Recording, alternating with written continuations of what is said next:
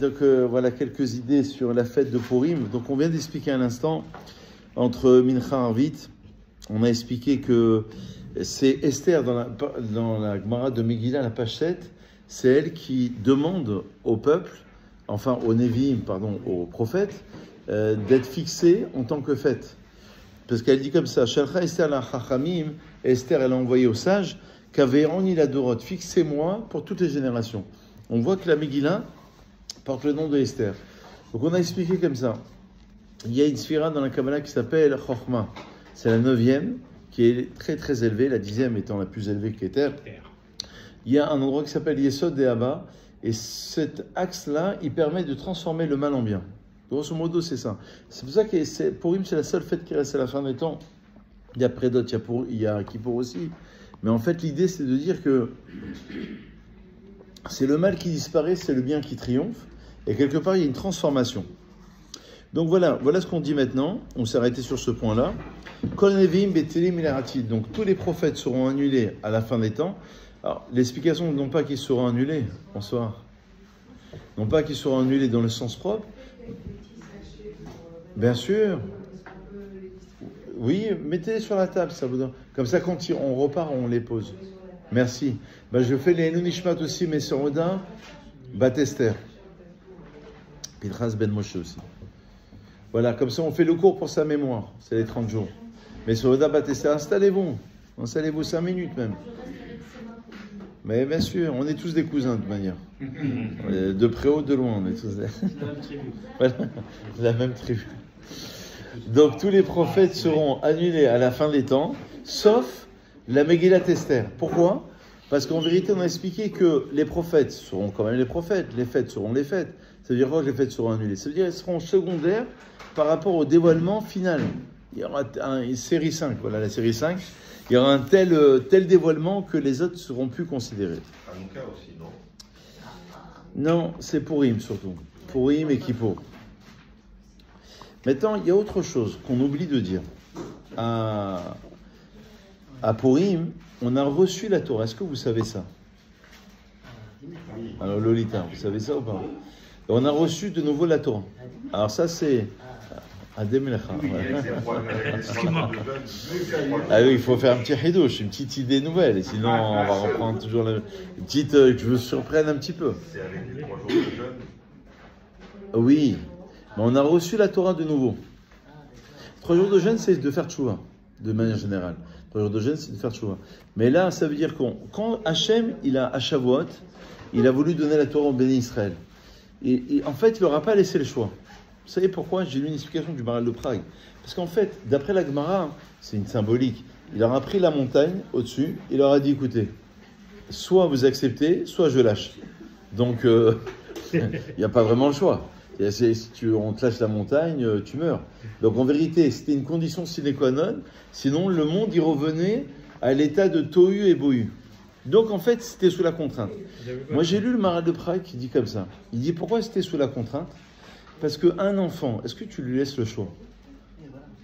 Tu l'engueules. Un enfant qui a 3 ans, il va toucher le feu, tu le pousses, tu l'engueules. L'enfant, il n'est pas en mesure. Nina, l'enfant n'est pas en mesure de comprendre toutes les choses. Il faut l'éduquer avec l'autorité. 3 ans, 4 ans, 5 ans. Après, quand il commence à comprendre, 8 ans, 10 ans, là, tu commences à lui expliquer. Tu sais, quand je t'ai engueulé il y a 2-3 ans, c'est pour cette raison. Est-ce qu'un enfant, tu vas lui commencer à lui expliquer maths sup, maths-spé ? Impossible. Tu expliques-lui 2 plus 2, ça fait 4, 2 fois 2, ça fait 4, etc. Donc, en vérité, on était au stade des enfants. Quand on a reçu la Torah, c'était sous la contrainte. C'est-à-dire qu'il n'y avait pas de choix. Hachem, il dit, Anochi Hachem Elohecha. C'est pas, si tu veux, tu crois en moi, si tu veux pas. Il n'y a pas de choix. Tu imposes d'abord la chose. En vérité, c'est incroyable parce que ça résume toute la Torah. La Torah, d'abord, elle impose des choses. Tu fais Shabbat, tu fais les tefilin, et après, tu saisis. C'est Benishmar, un petit peu l'idée. Et pourquoi, Purim, la Gemara dit que, malgré tout, sur un verset, en fait, c'est la Gemara qui explique comme ça. Dans la Megillah, c'est marqué Kiemu vekebelu ayodim alehem ve'alzaram. Les Juifs ont reçu sur eux. Et la Gemara dit qu'est-ce qu'ils ont reçu ? Kiemu, c'est-à-dire qu'ils ont accompli. Vekebelu, ils ont accepté. Qu'est-ce qu'ils ont accepté ? Et la Gemara interprète ce verset Kiyimu mashikibelu gvar. Ils ont réalisé ce qu'ils avaient déjà reçu. Traduction, ils ont réalisé maintenant qu'on va faire la Torah de notre plein gré. En fait, Purim, alors on va essayer d'expliquer pourquoi Purim, mais apparemment Purim, d'après le Talmud, c'est qu'on va maintenant réaliser, on va faire des choses, mais de notre plein gré. Ce qu'on avait reçu sous la contrainte à Shavuot, maintenant on va le réaliser, mais de notre plein gré. C'est incroyable. Il y a combien de temps entre... C'est ça, il s'est passé combien de temps? Il y a à peu près 1000 ans. Ouais, Peut-être un peu moins, peut-être 800 ans. La Torah, c'est 2448, et là, on est en moins 500. Donc, il y a à peu près entre 800 et 1000 ans. Donc, en vérité, il y a eu plusieurs siècles. Et ben, c'était l'époque des prophètes, parce que là, on est à la fin des prophètes, pratiquement. Parce que Mordechai, pour la petite histoire, le temple est détruit en moins 586, selon les historiens. On est à la fin des 70 ans, juste avant que le deuxième temple soit reconstruit. Et c'est à peu près la fin des Nevi'im, parce que Mordechai faisait partie des Anshe Knesset Gedolah, des membres de la Grande Assemblée. C'est eux qui vont instituer, par exemple, la prière. Le corpus de la prière que nous avons, que nous possédons, il date des Anshe Knesset Gedolah. C'est eux qui l'ont institué. Avant, comment on priait? Bon, chacun, il avait sa prière. C'était une prière du cœur, la prière de l'élan. Hachem aide-moi, que je puisse gagner au loto, je vais jouer ce soir, voilà. C'était la prière, une prière directe. Là, c'était institué, mais la prière était instituée. Sur les 120 membres, il y avait 90 prophètes. 90 prophètes. C'est-à-dire que chaque mot de la tfila, en vérité, toi, quand tu vas traduire la Gadol, la Gibor Vanoa, tu vas juste dire c'est un Dieu qui est grand, qui est puissant, qui est redoutable. Mais chaque mot, il résonne, il veut dire, quand tu ouvres ce Alpi Kabbalah, vous savez, moi j'étais chez un Mekoubal il y a 2-3 ans, il a mis 2 heures ou 2h30 pour faire la prière de l'Adlakat Nerot, de Hanouka, quand il allumait la Hanoukia. Alors j'ai pris son livre, c'était un livre qui était épais comme ça. Barour, il y a 2, 3, 4, 5, 6 pages, juste sur Barour. Ata, Hachem, Eloheinu, Melech, Haolam. Et il y a des kavanotes, ça fait référence à des noms divins, c'est selon le Rachach, selon d'autres Mekoubalim. Donc ça veut dire, a priori, on ne le voit pas dans la traduction, alors c'est déjà bien de prendre le livre traduit en français, c'est déjà énorme. Si déjà vous traduisez en français, c'est déjà énorme. Mais derrière ça, il y a des kavanotes qui sont incroyables. Incroyables. Parce que la prière a été instituée vraiment par les sages. Et là, on est à la fin des prophètes. Voilà ce qui se passe là. Et donc, pourquoi à Purim?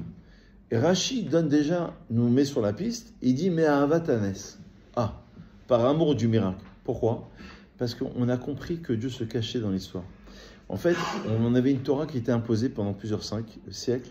Il y avait des prophètes qui disaient, ben voilà, la loi elle est comme cela. Si vous ne vous comportez pas bien, le temple il va être détruit. Il y avait une révélation directe. À partir de ce moment-là, hein, on est sauf Nissim. La Gemara dit que on est à la fin des miracles. Purim, c'est la fin c'est là où Dieu se cache déjà dans l'histoire. Et à la fin, Purim, on comprend que Dieu s'est caché dans l'histoire. On relit la Torah avec une nouvelle lecture. Matan Torah qui est Israël et Torah Bederer Kfia. Au moment du don de la Torah Shavuot, on a reçu la Torah de manière forcée. Purim Kebelu Beratson. Mesirut Nefesh, voilà le résumé. À Purim, on a reçu la Torah avec volonté, avec Mesirut Nefesh, du don de soi. Ve'asnitradesh chiyuv kiyum Torah u'mizvot beratson al kol hadorot. Ça s'est renouvelé, le fait qu'on puisse accueillir la Torah, faire la Torah, mais avec notre ratson, avec notre volonté. Et on va affiner un petit peu cette idée. C'est comme s'il y avait une séparation. Avant Purim, il y avait une séparation.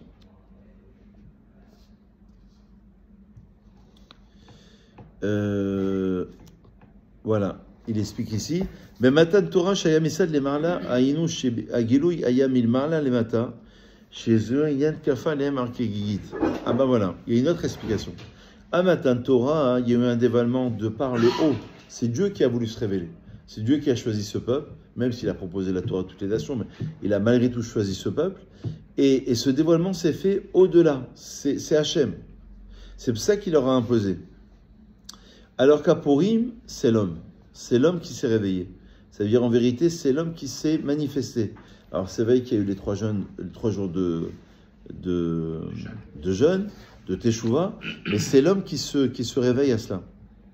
La troisième idée qu'on peut retrouver ici, Purim nifar la'inyan de matan Torah, mais tachlit hashlemut. Purim, c'est un seul jour. Purim, c'est un seul jour. Et à Purim, on peut travailler, à Shavuot, on ne peut pas travailler. C'est-à-dire qu'il y a un dévoilement qui est encore supérieur. C'est pour ça que c'est la seule fête qui reste à la fin des temps.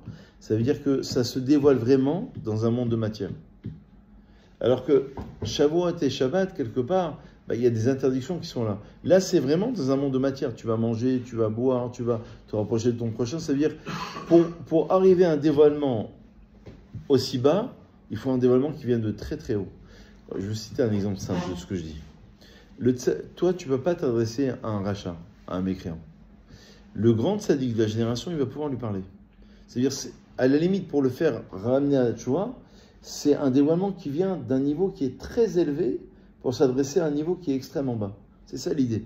L'idée, c'est qu'en vérité, celui qui va pouvoir opérer quelque chose, c'est justement le tzaddik qui est à un niveau supérieur. Voilà ce qui s'est passé à Purim. Alors, en sachant que, regardez, on va rentrer maintenant un peu plus dans l'étude, si vous êtes regardez, dans la Megillah, hein, je vais vous citer un exemple précis. Le nom de Dieu, il n'apparaît pas. On a dit tout à l'heure dans Torah Or, c'est expliqué que c'est au-delà de toute définition. Il n'y a pas le nom de Dieu parce que justement, on ne peut même pas le définir. Il est au-delà de tout.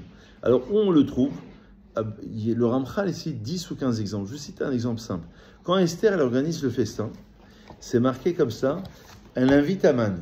Et elle dit, Yavo Ameler ve'Aman hayom. Que viennent, Yudke Vavke, que viennent Ameler le roi, ve'Aman et Aman, hayom aujourd'hui. Quand vous prenez les initiales des 4 mots, c'est Yudke Vavke. Il y a une allusion aussi, c'est la Gemara, elle dit qu'à chaque fois dans la Megillah, parce que normalement, vous savez, dans la Megillot, il est préférable, c'est pas une obligation, mais c'est préférable, de commencer toujours par le mot Ameler. Au début de chaque colonne, chaque Hamoud, si vous voulez, chaque colonne, en début de mot, si vous faites attention, c'est le mot Ameler. Vous savez pourquoi? Parce que la Gemara, elle dit, quand c'est marqué Ameler Achashverosh, c'est le roi Assuérus. Quand c'est marqué Ameler Stam, juste Meler, le roi, c'est Hachem. C'est le roi des rois en vérité. C'est une deuxième allusion. Dans le Sefer Torah, les Sofrim, normalement, ils font en sorte, c'est mieux, c'est pas obligatoire, c'est mieux, on appelle Vavé Ha'amodim. Ils mettent un Vav au début de chaque colonne. Faites attention, dans certains Sefer Torah, il y a un Vav au début de chaque colonne. Parce que Vav, en hébreu, dans le Mishkan, les Vavim, ça veut dire les crochets. Vous savez, un Vav, il est écrit comme ça. C'est comme un crochet. Donc, en fait, ils mettaient les crochets, en fait. Parce que Vav, c'est une liaison, ça veut dire et en français. Donc, c'est la conjonction de coordination, c'est ce qui relie, en fait. C'est relier deux choses. Donc, les Vavé à un modim. Donc, c'est Chacham, ils ont trouvé ces idées-là pour dire qu'on relie chaque colonne. C'est-à-dire que toute la Torah, c'est une succession de noms divins. En vérité, le Zohar, il dit quelque chose d'incroyable. Il dit, si tu prends de Bereshit jusqu'à la École Israël, c'est-à-dire la fin de la Torah, tout ça, c'est un nom divin. Je ne sais pas combien de lettres, combien de mots, combien de... Ils ont compté le nombre de lettres précisément, c'est 350 000, 353 000 je crois, précisément. Vous prenez tout ça c'est un long nom divin, très très long nom divin. C'est-à-dire que tout est relié. C'est pour ça qu'on a dit tout à l'heure que si on manque un seul mot à la Megillah, on n'a pas fait la Misa, parce qu'en vérité, toute l'histoire elle est reliée. Et ça, c'est à la fin des temps. À la fin des temps, on comprendra que toute l'histoire avait un sens. Depuis Adam Arishon, depuis la Shoah, depuis toutes nos histoires personnelles, et l'un il a divorcé, l'autre il a perdu un enfant. En vérité, toutes ces histoires-là, c'est à la fin des temps on arrivera à comprendre. Et c'est ça, de ne pas louper un seul mot de la lecture de la Megillah. Je cite un deuxième exemple pour vous montrer qu'il y a des choses qui sont cachées. C'est un très bel exemple que je vais vous citer. Quand Haman, il prépare la potence pour Haman, pour Mordechai, et que finalement c'est lui qui va être pendu sur cette potence. Regardez ce que dit le texte. Il dit comme ça, c'est juste avant, il dit comme ça, va tomerlo Zeresh Ishto, Zeresh c'est la femme. Elle va lui dire, Yaratsu etz gavoa, que l'on fasse un arbre qui soit très haut, Chamishim ama de 50 amot. Une ama c'est une coudée, c'est 50 cm. C'est-à-dire c'est à peu près 25 mètres en vérité. 50 amot, c'est à peu près 25 mètres. Et les commentaires, ils disent, mais pourquoi Hamishim, pourquoi 50 amot? Vous voyez les choses cachées que les Chachamim ont pu trouver. Ça, c'est dans le Torah Or. C'est Alpi Chassidut, c'est un livre qui est fait Alpi Chassidut. Il explique comme ça, et il dit que les 50 amot, 50 coudées, ça fait allusion aux 50 portes de la klipa, de l'impureté. Vous savez que, de manière générale, avant de voir l'explication, tout ce que Dieu a créé dans l'esprit de la pureté, il a créé dans l'esprit de l'impureté. Toujours une correspondance. Zel Ermadzer Asa Elohim. Dieu a créé autant de force dans l'impureté que dans l'impureté. Donc en vérité, quand Aman il prépare une potence pour pendre Mordechai, et comme on a expliqué tout à l'heure, Hachem, il est mis à père, Hachem, il renverse ces choses. Finalement, ça sera Aman qui sera pendu. Mais finalement, il a préparé à cela. En vérité, les 50, c'était les 50 portes de l'impureté qui étaient en correspondance par rapport aux 50 portes Nun Sha'are Bina. Dans la Bina, dans la compréhension, dans l'intelligence, il y a 50 portes. Et qu'est-ce qu'il voulait faire? Veratsa litlot et Mordechai. La volonté de Haman, parce que vous savez que Haman et Achashverosh, la Gemara dit que c'était des grands magiciens, des grands sorciers, ils avaient énormément de connaissances. C'était pas juste comme ça. C'était comme Paro dans la Torah et comme Bilam dans la Torah. Ils avaient des degrés de prophétie. Ils avaient vraiment beaucoup de connaissances. On pense que c'était juste des individus. Non, en fait, c'était des gens qui étaient très évolués, mais dans le mal. Et c'était quoi sa volonté? C'était de pendre Mordechai et de lui prendre quelque part toute sa puissance de la sainteté qu'il possédait. Donc les 50 mesures de la potence pour pendre Mordechai, c'était de lui prendre toute sa chayout, toute sa vitalité de la kedusha et de la ramener dans la touma, dans l'impureté. Il y a une explication aussi sur le pourquoi de la pendaison, du choix de la pendaison. La pendaison, je sais pas. Non, peut-être c'était pour le tuer simplement. Là, il explique pas. Il explique pas plus que ça. Là, il explique que c'était juste pour le tuer. Mais après, c'est surtout sur les chiffres 50 qui s'arrêtent. Et il dit ça correspond évidemment aux 50 portes dans la pureté et dans la sagesse et dans l'intelligence. Il y a une autre allusion aussi qui est quand même assez intéressante ici. Quand le roi il va sortir dans le chapitre 6, il n'arrivait pas à dormir, il sort Zefer HaZichronot, le livre des souvenirs, et là il voit qu'il a été protégé de conspirer pour sa mort, etc. Alors là il donne beaucoup d'allusions. Il dit en vérité l'allusion c'est que la nuit ça fait allusion à l'exil. Gadol yoter menissim de Mitzrayim shenekra balayla hazeh. Il dit que balayla haou, le haou, cette nuit-là, pendant laquelle, chapitre 6, le roi il va se réveiller, il va sortir Sefer HaZichronot, le livre des souvenirs, c'est beaucoup plus fort que balayla hazeh de Pessah. À Pessah, ça marqué balayla hazeh. Pourquoi il dit pas balayla hahi?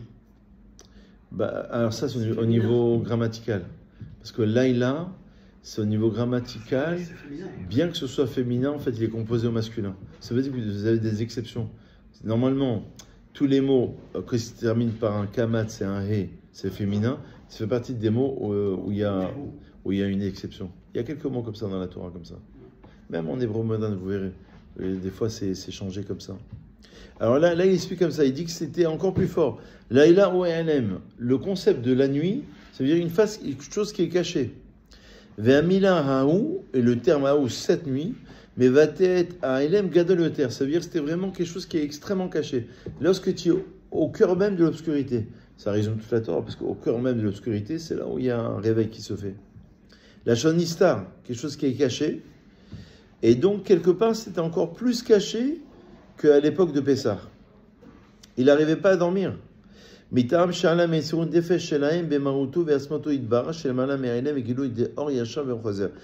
c'est dévoiler une chose qui est incroyable au cœur même de l'obscurité, quand même où il n'y a plus d'espoir, parce que tout le peuple était condamné à l'anéantissement en général.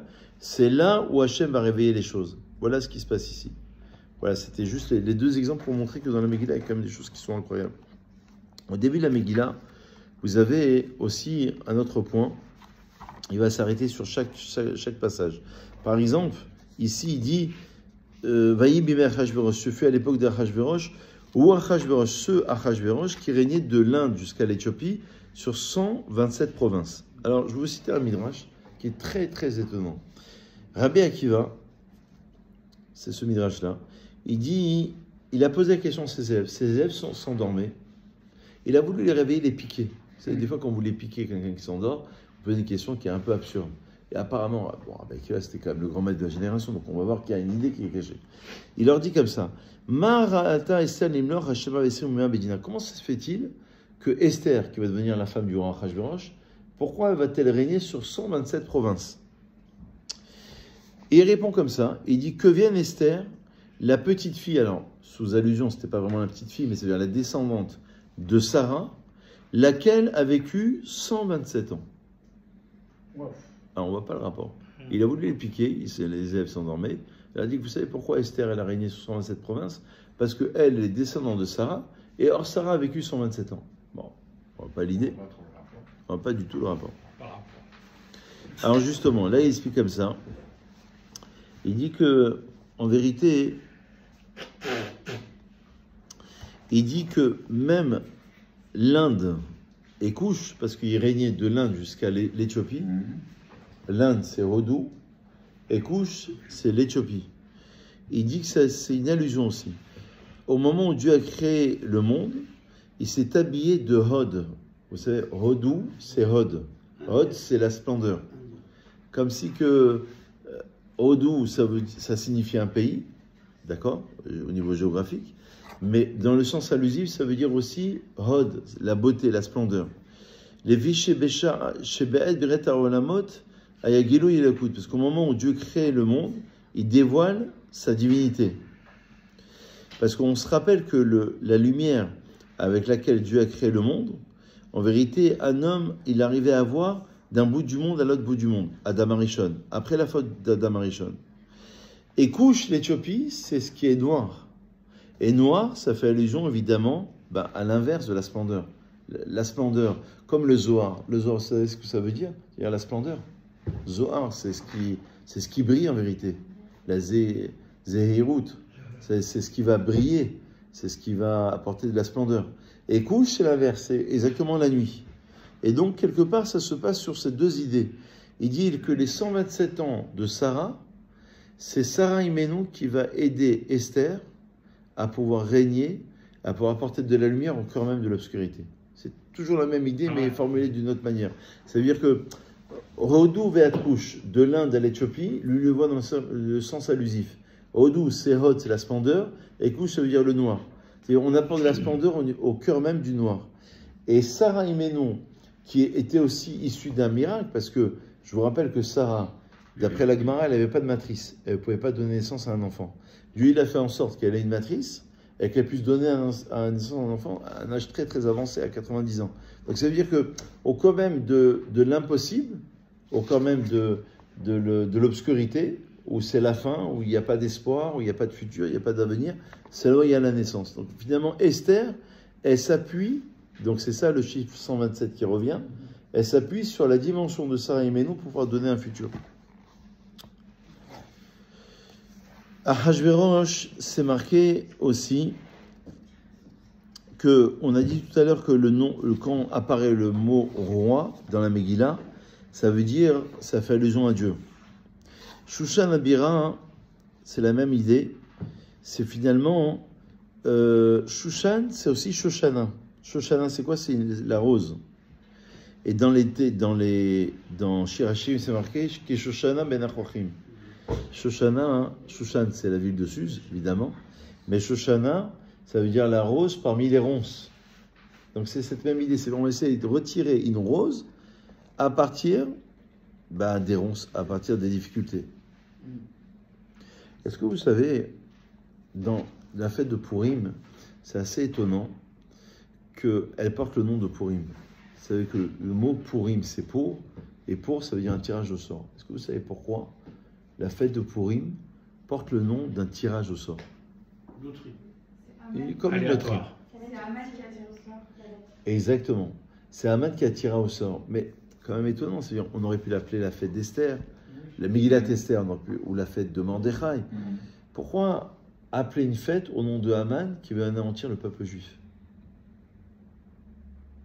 On aurait pu l'appeler la fête de Esther et Mordechai, On aurait pu lui donner un autre nom. En plus, d'autant plus que pour, donc le tirage au sort, c'est en langage perse de l'époque. Donc c'est un langage de l'époque, c'est même pas un mot de la Torah. On aurait pu dire la fête des miracles, on aurait pu dire la fête du dévoilement de Dieu dans la nature, enfin toutes les idées. C'est assez étonnant que cette fête-là porte un nom qui soit contraire. Les Chacham, ils expliquent comme ça quelque chose d'incroyable. Ils disent que, justement, on a voulu lui donner le nom du tirage au sort parce que Haman considérait... Parce que pourquoi il a fait un tirage au sort? Vous avez raison. Il a fait un tirage au sort parce qu'il considérait que les choses venaient par hasard. Et comme Haman, c'est un descendant de Amalek, cette semaine on lit la parashat Zachor, mise à la Torah au souvenir de l'anéantissement de Amalek.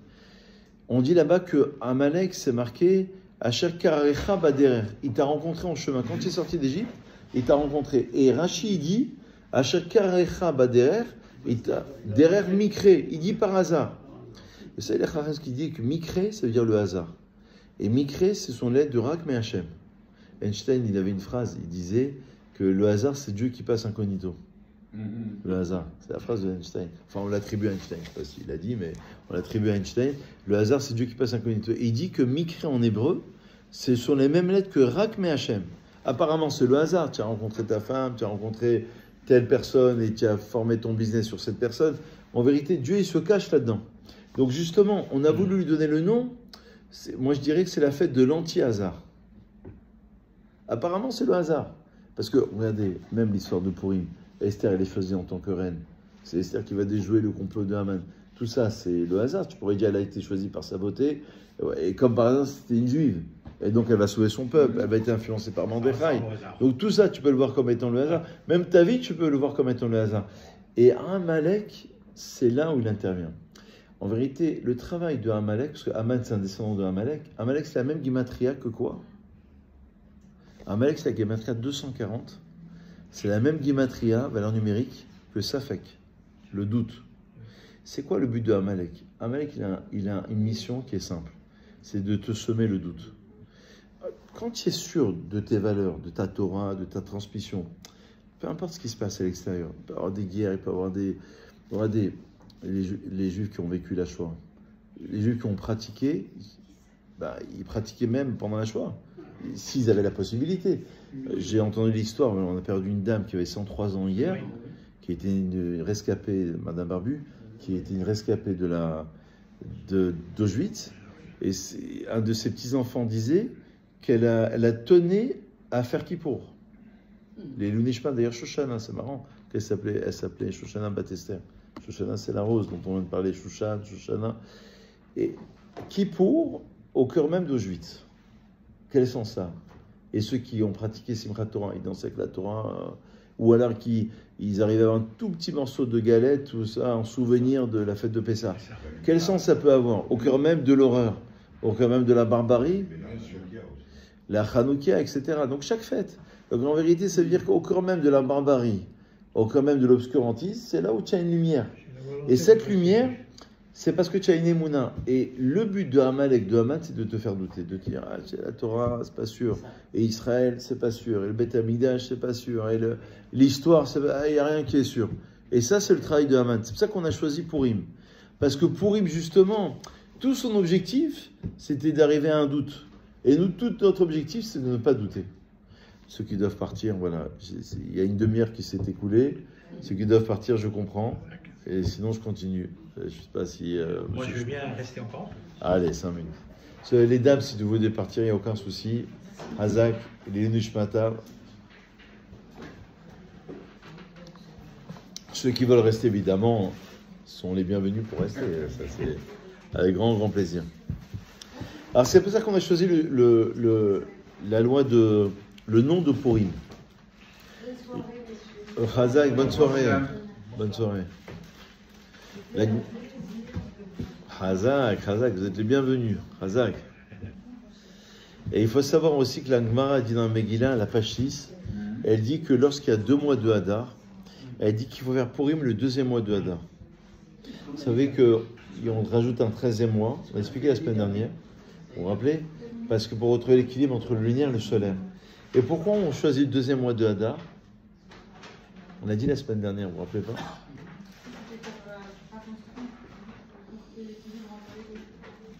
La Gemara elle donne une raison.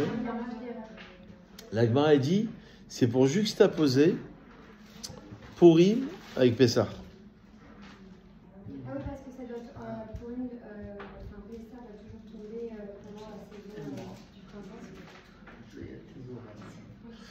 Alors, il faut savoir que la Gemara elle donne une raison. Elle dit parce qu'on aurait pu faire, parce que le premier mois de Hadar c'est Purim Katan, on appelle ça, un petit Purim, en souvenir. Le vrai Purim c'est Hadar Sheni. S'il y a une bar mitzvah par exemple, c'est Hadar Sheni. S'il y a Aïsgir, c'est Hadar Sheni. C'est toujours le deuxième mois. En fait, le mois de Hadar vraiment c'est le deuxième.